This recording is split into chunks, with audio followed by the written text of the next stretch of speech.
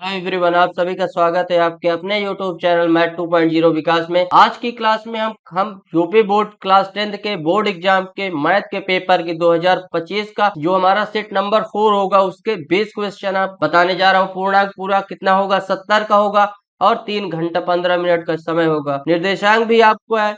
इसमें हम किसको खंड आ के बहुविकल्पीय प्रश्नों को देखेंगे। जो क्वेश्चन 20 क्वेश्चन होंगे आपको 20 नंबर के होंगे।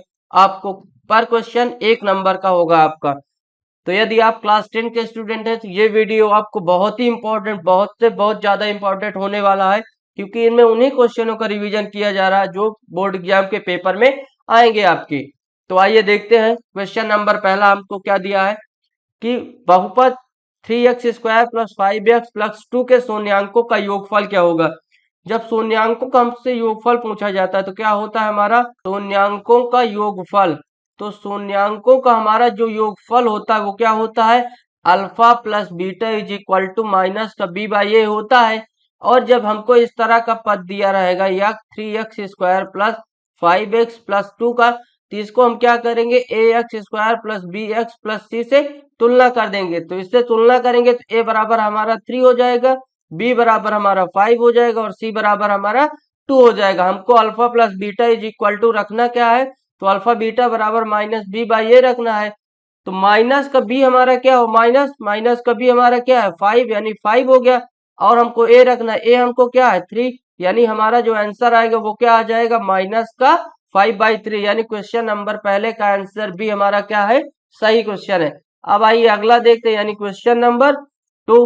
क्वेश्चन नंबर 2 क्या कह रहा है कि समीकरणों यह 2x + ay is equal to 1 तथा 3x - 5y is equal to 7 का कोई भी हल नहीं होगा यदि a का मान हो। जब इसमें इस तरह के क्वेश्चन में हमको क्या है कि हम इसमें क्या मान लेते हैं, क्वेश्चन नंबर 2 हमको क्या दिया है 2x + ay is equal to 1। तो इसको हम क्या मान लेंगे, इन सब पद को हम क्या मान लेंगे a1 b1 और c1।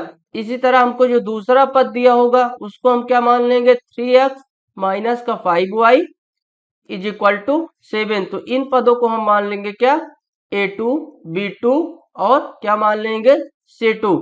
ये मान लेंगे। हमारा होता क्या है a1/a2 is equal to b1/b2 is not equal to हमारा हो जाएगा क्या c1/c2। क्योंकि देखिए जब हम रखेंगे a1 हमारा क्या है 2, a2 हमारा क्या हो जाएगा 3, a1 a2 3 हो जाएगा बराबर।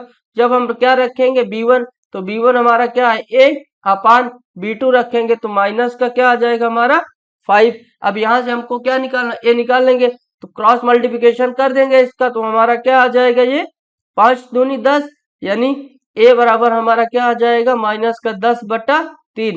a बराबर हमारा क्या आ जाएगा माइनस का 10/3।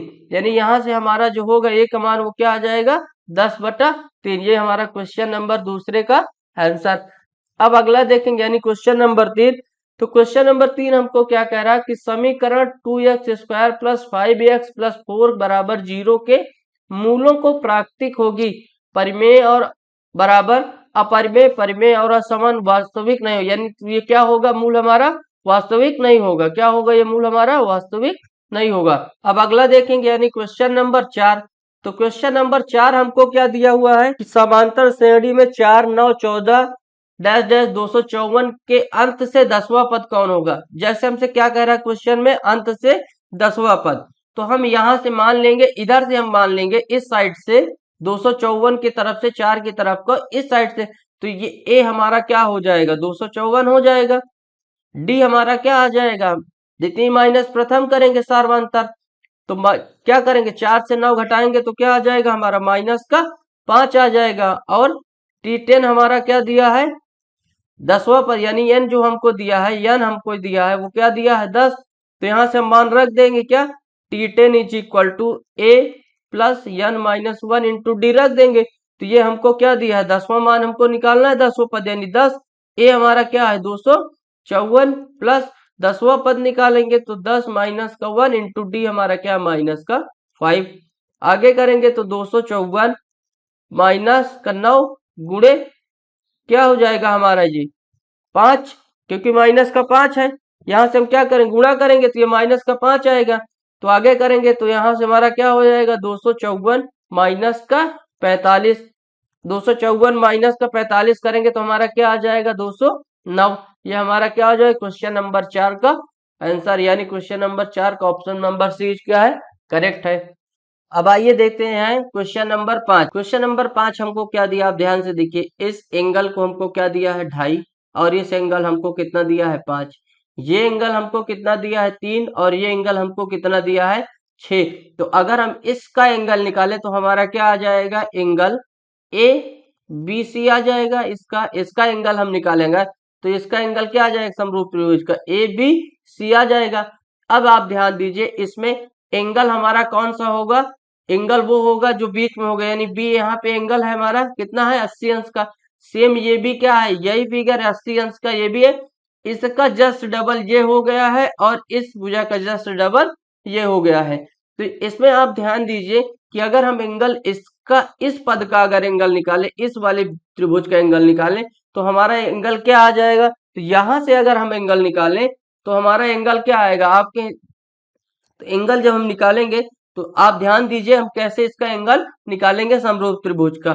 ये हमारा देखिए क्या है, यहाँ पे ए है, यहाँ पे हमारा क्या है ए, यानी जिस जो भुजा हमारी ये क्या है 2.5 सेंटीमीटर की है, ये भुजा हमारी कितनी है 5 सेंटीमीटर की। तो यहाँ से हमको क्या, ये एंगल हमारा क्या ए है, तो ये एंगल जो ए है इस एंगल में क्या हमारा ई है, तो इसको हम ए के सामने लिख देंगे, यानी ये हमारा क्या हो गया ई हो गया। सेम क्या करेंगे, ये एंगल यहां से चलेंगे तो ये एंगल हमारा क्या है डी, ये डी एंगल हमारा कहाँ पे आएगा, ये एंगल डी हमारा कहाँ बी पे आएगा, यानी ये एंगल हमारा क्या हो जाएगा डी पे, एंगल हमारा बी हो जाएगा। सेम अब एंगल एफ बच रहा है, एंगल एफ कहाँ जाएगा हमारा सी पे, एंगल एफ जो हमारा होगा वो सी पे जाएगा। तो ये हमारा क्या बन जाएगा, एंगल ए बी सी समरूप त्रिभुज का त्रिभुज ई डी एफ के बराबर है। तो हमारा इस कंडीशन को फॉलो कौन कर रहा है, A B C and D, यानी क्वेश्चन नंबर 5वें का सी हमारा क्या है, ऑप्शन नंबर सी करेक्ट है। अब आइए अगला देखते हैं, यानी क्वेश्चन नंबर 6। क्वेश्चन नंबर 6 हमको क्या दिया है, क्वेश्चन नंबर 6 कह रहा है कि मूल बिंदु -3 -4 से मूल बिंदु की दूरी की है, यानी बिंदु हमको दिया है -3 -4 और हमसे मूल बिंदु की दूरी पूछ रहा है। ये हमने क्या किया, ये ग्राफ हमारा बन गया, ये हमारा क्या होगा x होगा, ये माइनस x होगा, और ये y होगा हमारा, ये माइनस का y होगा। अब यहाँ से हमसे क्या कह रहा है कि -3, तो यहाँ से हम जब इस साइड आएंगे तो -3 यानी 1 2 3, ये हमारा -3 हो गया। अब मूल बिंदु दूरी -4 यानी y में -4 जाना, तो 1 2 3 4, ये दूरी हमको कह रहा है, ये दूरी और ये दूरी, यानी हमारे कहने का मतलब है कि ये दूरी हमको कितना दिया है -4, और ये दूरी हमको कितना दिया है 3। हमसे क्या कह रहा है, ये दूरी पूछी जा रही है, यानी हमसे इस एंगल के लिए हमसे इस एंगल की दूरी पूछी जा रही है। और हमको दिया क्या क्या है, यहाँ हमको 4 दे दिया है, यहाँ हमको -3 दे दिया है। तो हमको पता है कि यहाँ से ये हमारा क्या है, ये हमारा क्या है, ये हमारा लंब है, और ये हमारा क्या है आधार है। लंब है क्या है हमारा आधार है।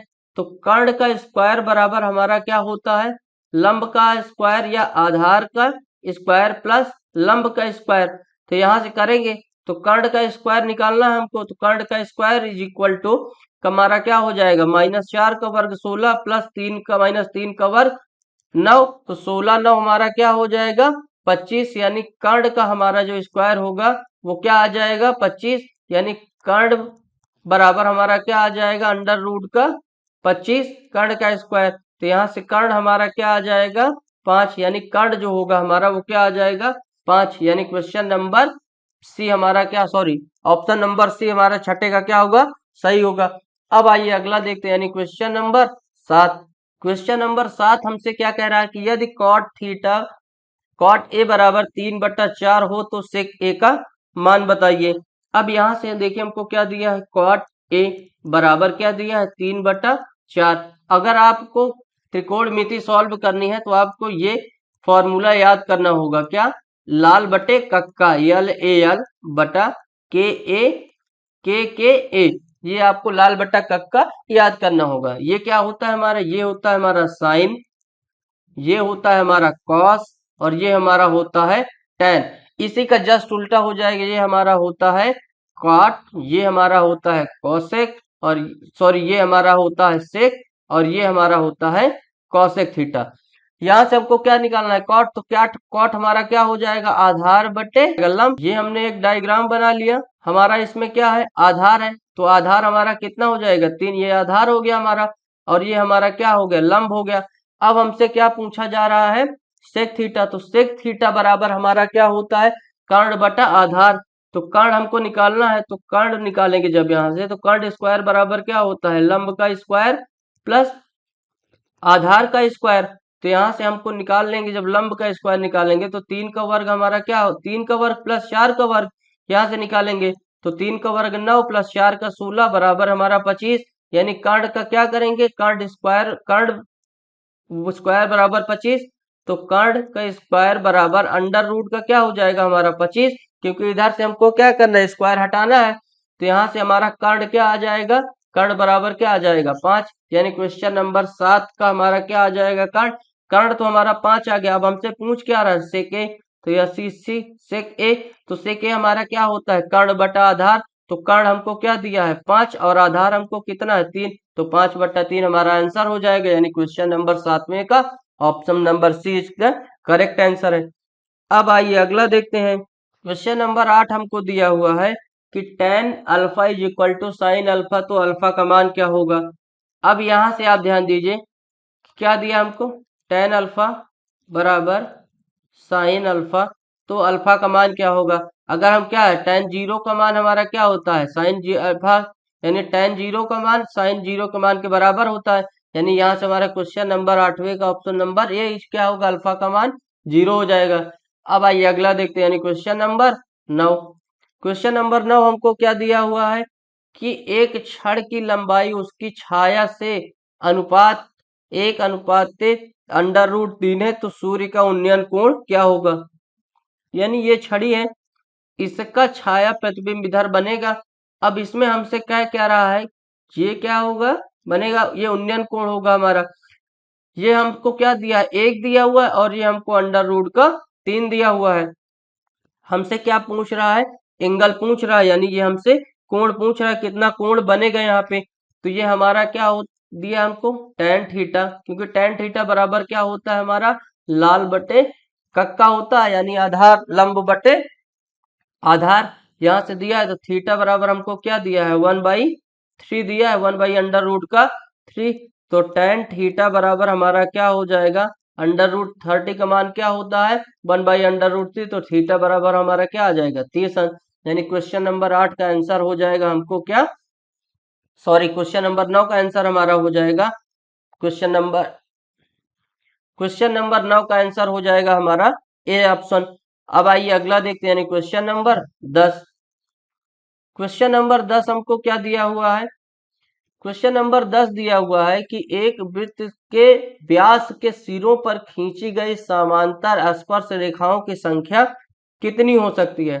तो ये मान लीजिए ये कोई वृत्त है, यहाँ पे एक स्पर्श रेखा ये खींची गई, एक स्पर्श रेखा हम ये खींच सकते हैं, यानी ये हमारी क्या हो गई, एक स्पर्श रेखा, दो स्पर्श रेखा हो गई ये। अब इसके बाद अगर हम मान लीजिए यहाँ से एक स्पर्श रेखा खींचते हैं, यहाँ से, तो दूसरी अगर यहाँ से खींचेंगे तो इसके बीच से जाएगी। यानी हम कितनी भी, क्या है हमारा कहने का मतलब कि एक वृत्त के व्यास के सिरों पर सिर्फ कितनी समांतर रेखाएं खींची जा सकती हैं, तो कितनी, 2 समांतर रेखाएं खींची जा सकती हैं। यानी क्वेश्चन नंबर 10वें का option number C is the क्या है करेक्ट आंसर। अब आइए अगला देखते हैं, यानी क्वेश्चन नंबर 11। क्वेश्चन नंबर 11 हमको क्या दिया हुआ है कि 12 सेंटीमीटर त्रिज्या वाले एक वृत्त के 60 अंश के कोण वाले त्रिज्या खंड का क्षेत्रफल क्या होगा।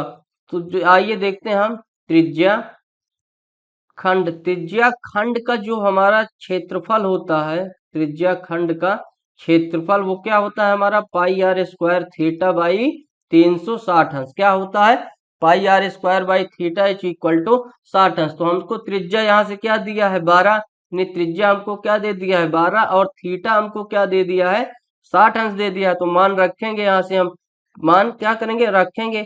तो पाई इंटू आर का मान क्या दिया है, 12 गुणे 60 अंश, थीटा का मान बटा 360 अंश। तो 60 से 36 कटेगा, 0 से 0 कैंसिल, 6 संग 36 और 6 से 6 कम से 6 दूनी 12, यानी हमारा क्या आ जाएगा आंसर, 12 दूनाई 24 पाई, क्या आ जाएगा 24 पाई सेंटीमीटर स्क्वायर। यानी क्वेश्चन नंबर 11 का आंसर हमारा आ जाएगा C option is the correct answer. अब आइए अगला देखेंगे, यानी क्वेश्चन नंबर 12। क्वेश्चन नंबर 12 हमको क्या दिया हुआ है कि एक गोले का व्यास d है तो उसका आयतन क्या होगा। तो गोले का आयतन जो हमारा होता है, गोले का आयतन, गोले का आयतन जो हमारा होता है वो क्या होता है, 4/3 pi R square cube, sorry pi R cube होता है हमारा। अब व्यास हमको जो होगा व्यास, तो व्यास हमारा क्या होगा d, यानी d बराबर क्या हो जाएगा 2r, क्या हो जाएगा हमारा d बराबर व्यास क्या होता है 2r होता है। यहाँ से जब हम r निकालेंगे तो हमारा क्या आ जाएगा d/2 आ जाएगा, यानी r जो होगा हमारा वो क्या आ जाएगा d/2 आ जाएगा। तो अब मान रखेंगे 4/3 इंटू पाई, r का हमारा क्या है क्यूब, तो क्यूब की जगह क्या रख देंगे into d/2 into d/2 into d/2। यहाँ से काटेंगे, 2 1 कम 2, 2 दूनी 4, 1 2 से 1 2 क्या होगा हमारा और कैंसिल, यानी ऊपर हमारा क्या बच जाएगा पाई d का क्यूब अपान 3 दूनी 6, यानी पाई d का क्यूब बाई 6। तो क्वेश्चन नंबर 12वें का हमारा आंसर आ जाएगा पाई d³/3, यानी क्वेश्चन नंबर 12वें का option number E is the correct answer. अब आइए अगला देखेंगे, यानी क्वेश्चन नंबर 13। क्वेश्चन नंबर 13 हमको क्या दिया हुआ है कि आर त्रिज्या के एक ठोस अर्धगोले का कुल पृष्ठीय क्षेत्रफल होगा। अब हमको दिया क्या है, अर्धगोले का कुल पृष्ठीय क्षेत्रफल हमसे पूछ रहा है। तो अर्धगोले का क्षेत्रफल, अर्धगोले का क्षेत्रफल हमारा क्या होता है 2 पाई आर स्क्वायर होता है। अब देखिए जब भी हमको क्या है एक अर्धगोला बनेगा, यानी मान लीजिए ये एक अर्धगोला बना, तो यहाँ पे एक जो बनेगा हमारा वृत्त बनेगा, यहाँ पे हमारा एक पॉइंट क्या बनेगा वृत्त बनेगा। तो वृत्त का भी लिख लेंगे, तो यहाँ से हमारा क्या हो जाएगा 2 पाई आर स्क्वायर प्लस वृत्त का जो हमारा क्षेत्रफल होता है वो क्या होता है पाई आर स्क्वायर होता है। तो यहाँ से क्या हो जाएगा हमारा 2 pi R square plus 1 pi R square is equal to क्या हो जाएगा हमारा 3 पाई आर स्क्वायर हो जाएगा। ये हमारा क्या हो जाएगा क्वेश्चन नंबर 13 का आंसर क्या हो जाएगा 3 पाई आर स्क्वायर, यानी क्वेश्चन नंबर 13 का option number C is the correct answer. अब आइए अगला देखेंगे, यानी क्वेश्चन नंबर 14। क्वेश्चन नंबर 14 हमको क्या दिया है कि निम्नलिखित बारंबारता सारणी का माध्यिका वर्ग होगा। जो माध्यिका वर्ग होता है मैं उसको किस तरह से निकालते हैं, तो माध्यिका वर्ग यहाँ से लिखेंगे हम क्या माध्यिका वर्ग। जब हमको माध्यिका वर्ग निकालना होता तो कुल पदों की संख्या प्लस 1/2, यानी बारंबारता की अगर माध्यिका का पद निकालना है तो आप बारंबारता के जितने पद हैं उनको क्या करिए टोटल कर लिए, यानी लिखिए कि कुल पदों की संख्या, कुल पदों की संख्या प्लस 1/2। ये करके आप क्या करते सारणिका के माध्यिका का जब भी आपसे वर्ग पूछा जाए आप निकाल सकते हैं। तो कुल पद आपके कितने हैं, बारंबारता के पद लेने, क्योंकि वर्ग अंतराल आपको वही वर्ग क्या हमारा माध्यिका वर्ग है वो निकालना है। तो 1 2 3 4 5, यहाँ से टोटल पद कितने हैं पद 5 प्लस 1/2, यानी टोटल 5 1 6/2, यानी 2 1 कम 2 2 तिहाई 6, यानी तीसरा पद। तो तीसरा पद हमारा क्या है 5, तो 5 जब हमारा तीसरा पद है तो उसका मध्यवर्ग क्या है 10 और 15। तो क्वेश्चन नंबर 14 का option number C is the correct answer. अब आइए अगला देखते हैं, यानी क्वेश्चन नंबर 15। क्वेश्चन नंबर 15 हमको क्या दिया हुआ है, किसी बारंबारता सारणी के माध्य तथा माध्यिका क्रमशः 27 और 29 है तो इसका बहुलक होगा। अब यहाँ पे आ गया कि बहुलक बराबर हमारा जो होता है क्या होता है 3 माध्य माइनस का 2 माध्य होता है, ये फॉर्मूला होता है बहुलक निकालने का। तो बहुलक हमसे पूछ रहा है तो आगे लिखेंगे 3 गुणे माध्य हमको कितना दिया है, यहाँ पे माध्य हमको क्या दिया है 27 और माध्यिका कितना दिया 29। इन चीजों का आप क्वेश्चन पढ़ते समय ध्यान दीजिएगा, क्योंकि अगर आपने क्या किया कि क्वेश्चन पढ़ा और माध्य माध्य पहले है, माध्य क्या है बाद में है, माध्य का पहले है, तो आप क्या करेंगे पहले 27 मान रख देते हैं और फिर बाद में 29 रख देते हैं। फिर आप कहते हैं कि हमारा आंसर करेक्ट नहीं आ रहा। जब आप क्वेश्चन करेक्ट पढ़ेंगे तभी आपका आंसर करेक्ट आएगा। तो आप क्या करिए पहले क्वेश्चन को ध्यान पूर्वक पढ़िएगा। 3 गुणे 29 माइनस 2 गुणे 27, तो 3 गुणे 29 करेंगे तो हमारा क्या हो जाएगा 9 त्रिक 27 और 3 दुनाई 6 2 8 माइनस का 27 दुनाई 54। इसको माइनस करेंगे 7 में से 4 गए 3, 5 में से 8 गए 3, यानी क्या हो जाएगा हमारा क्वेश्चन नंबर 15 का 33, यानी option number C is the correct answer. अब आइए अगला देखते हैं, यानी क्वेश्चन नंबर 16। क्वेश्चन नंबर 16 कह रहा है कि निम्नलिखित सारणी वर्ग अंतराल दिया है, बारंबारता का माध्य हमसे पूछ रहा है। क्या पूछ रहा है हमसे? माध्य पूछ रहा है। तो हम पहले क्या करेंगे, सर्वप्रथम एक टेबल बनाएंगे। क्या करेंगे? एक टेबल बनाएंगे। मान लीजिए ये हमारी क्या हो गई, टेबल हो गई। अब यहाँ पे टेबल में हम क्यों कितने खाने बनाने हैं? 4, क्योंकि 2 हमको दिए हुए हैं और 2 खानों में हमको क्या करना है, उनको सॉल्व करना है। ये हमारा क्या हो गया, टेबल बन गया। मान लीजिए यहाँ पे हमारा क्या हो गया, वर्ग अंतराल हो जाएगा, वर्ग अंतराल हो जाएगा। यहाँ पे हमारा क्या हो जाएगा, बारंबारता हो जाएगी। बारंबारता को हम किससे, यफ से डिनोट करते हैं। और यहाँ पे हमारा क्या आ जाएगा, यक्स यानी माध्य आ जाएगा। तो यहाँ से हमको क्या दिया है, 0 से 10, 10 से 20, 20 से 30 और 30 से 40, ये मान हमको दिया हुआ है। यहाँ पे बारंबारता हमको क्या क्या दिया है, 2, 1, 4 और 3, ये हमको क्या है, बारंबारता दी हुई है। यक्स हमको जब भी निकालना होता है, यक्स कहाँ से निकलता है हमारा, वर्ग अंतराल से। यानी वर्ग अंतराल से कैसे कि दोनों संख्याओं को जोड़ के 2 से भाग देते हैं, यानी 0 और 10 जोड़ के 2 से भाग देंगे, कितना आएगा 5। 10 और 20 जोड़ेंगे 30 से 2 भाग देंगे, कितना हो जाएगा 15। 20 और 30 होगा हमारा 50, 2 से भाग देंगे हो जाएगा 25। और 30 और 40 हमारा होगा 70, 2 से भाग देंगे हो जाएगा 35। अब हमारा जो क्या निकलेगा, एफ एक्स निकलेगा, एफ इंटू एक्स। ये तो उसको हम क्या करेंगे, इन दोनों गुणा कर देंगे। तो 5 दूनी 10, 15 एकम 15, 25 चौको 100 और 35 तिरिक का हमारा 105।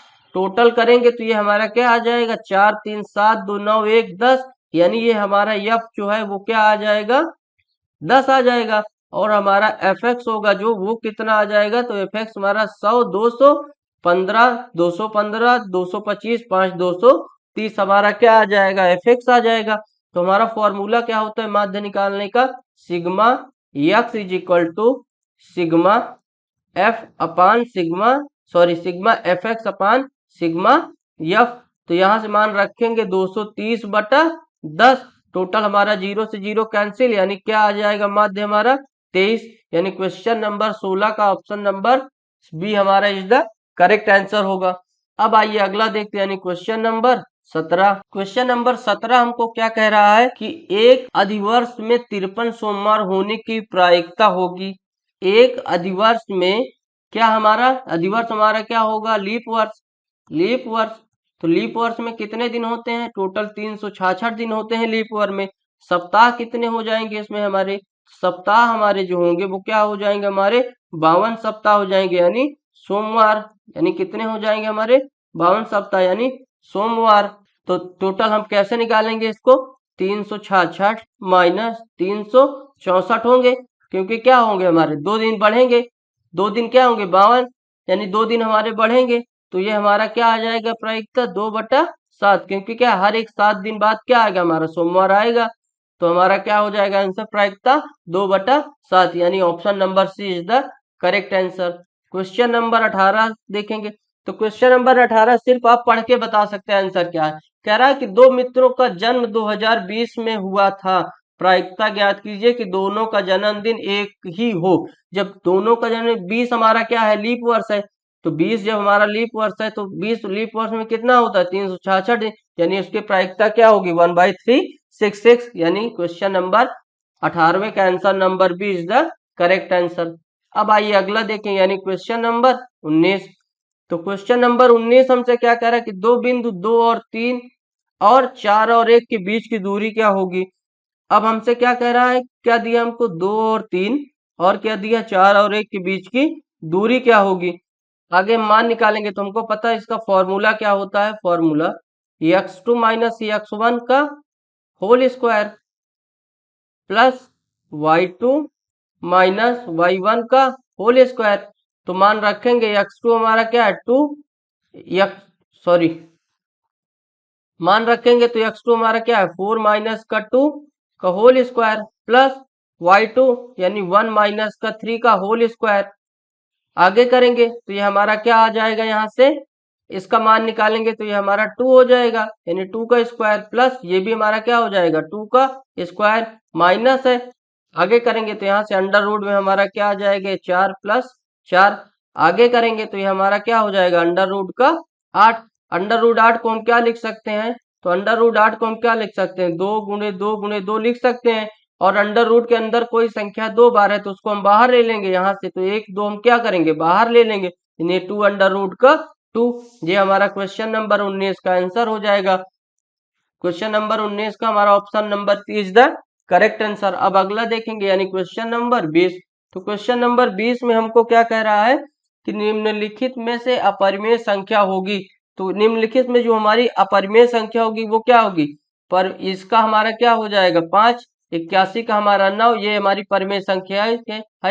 तो बचा क्या हमारा ऑप्शन डी, यानी क्या हमारा अपरिमेय संख्या है। आई होप उम्मीद करते हैं कि आज की क्लास आप लोगों को बहुत अच्छी लगी होगी, और खासकर ये बोर्ड एग्जाम जो क्लास 10th का एग्जाम दे रहे हैं उन लोगों के लिए बहुत ही विशेष क्लास है और बहुत ही बढ़िया तरीके से ये क्वेश्चनों को सॉल्व कराया गया है। तो यदि आप क्लास 10 के स्टूडेंट हैं तो इस वीडियो को पूरा लास्ट तक देखिए, क्योंकि इसी पेपर से 80% उम्मीद है कि आपके क्वेश्चन पेपर आएंगे। तो आई होप उम्मीद करते हैं आज का वीडियो आपको अच्छा लगा होगा। अगर वीडियो अच्छा लगा है तो लाइक करें, शेयर करें, और चैनल पर नए हैं तो चैनल को सब्सक्राइब करें। मिलते हैं अगली क्लास में और भी रोचक सवालों के साथ, और मजे तरीके से उनको सॉल्व करेंगे और नियमों को समझेंगे।